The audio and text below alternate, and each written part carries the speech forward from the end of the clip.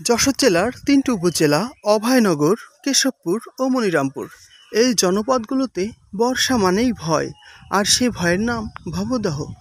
ভবদহ নামটা আজ যেন শুধু জলাবদ্ধতার আরেকটি নাম হয়ে দাঁড়িয়েছে। 1983 সালে ভবদহে তৈরি হয়েছিল একটি বিশাল সুইচ গেট। উদ্দেশ্য ছিল বর্ষায় অতিরিক্ত পানি বাইরে বের করে দেওয়া আর শুষ্ক মৌসুমে পানি ধরে রাখা। এই গেট দিয়েই ভৈরব নদীর পানি প্রবাহিত হয়ে ফুলতলা হয়ে পশুর নদীতে চলে যেত। সেই সময় এই গেট ছিল মানুষের আশার প্রতীক।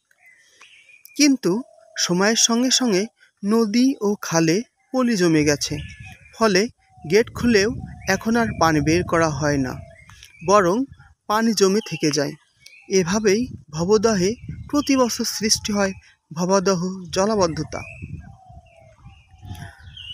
ফসল হয় না, রাস্তা থাকে না, স্কুলে যাওয়া কঠিন।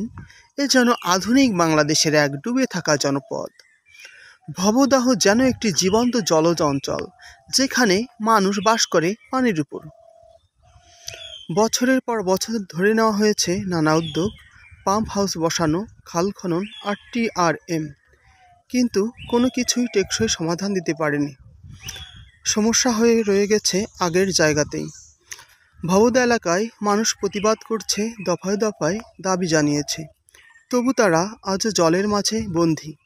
একটি মাত্র প্রশ্ন তাদের চোখে মুখে, কবে মিলবে মুক্তি?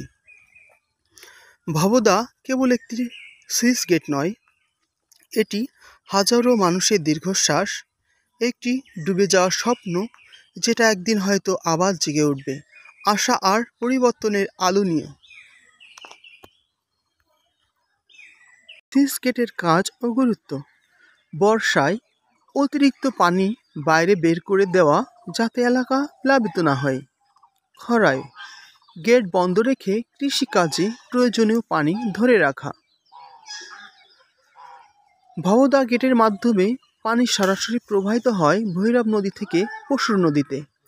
এটি এলাকার কৃষি, পরিবেশ ও মানুষের জীবনযাত্রার জন্য অত্যন্ত গুরুত্বপূর্ণ ছিল।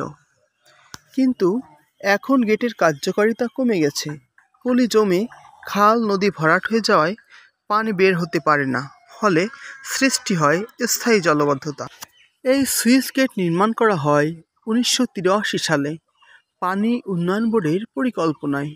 নির্মাণের মূল উদ্দেশ্য ছিল বর্ষাকালে বন্যার রোধ ও শুষ্ক মৌসুমে সেচের জন্য পানি সংরক্ষণ। ভবদহ সুইচ গেট অবস্থিত যশোর জেলার অভয়নগর উপজেলার ভবদহ এলাকায়। তবে এর প্রভাব পড়ে অভয়নগর ছাড়াও কেশবপুর ও মনিরামপুর উপজেলায়। এই তিনটি উপজেলার প্রায় 100টিরও বেশি গ্রাম ভবদহ সমস্যায় ক্ষতিগ্রস্ত হয়।